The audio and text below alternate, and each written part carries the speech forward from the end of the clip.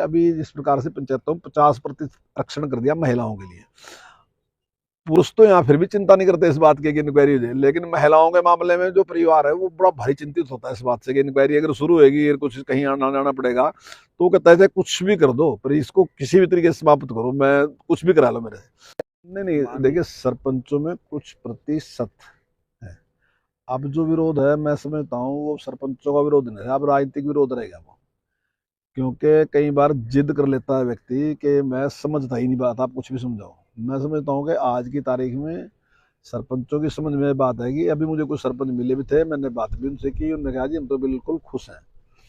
पहले एक बहुत बड़ी परेशानी उठानी पड़ती थी, जब सारा काम सरपंच करता था तो उसकी जब इंक्वायरी आती थी तो सरपंच को बड़ी मुश्किल आती थी उसमें, और अक्सर गांव की जिस प्रकार की पार्टीबाजी होती है उसमें शिकायतें चलती रहती हैं।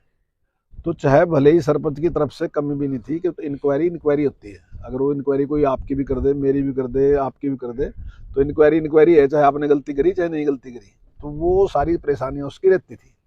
अब क्या है कि उसके पास पावर तो पूरी 20 लाख की है, काम उसके मार्गदर्शन में ही होगा, लेकिन काम वो स्वयं ना करके टेंडर से काम करेगा।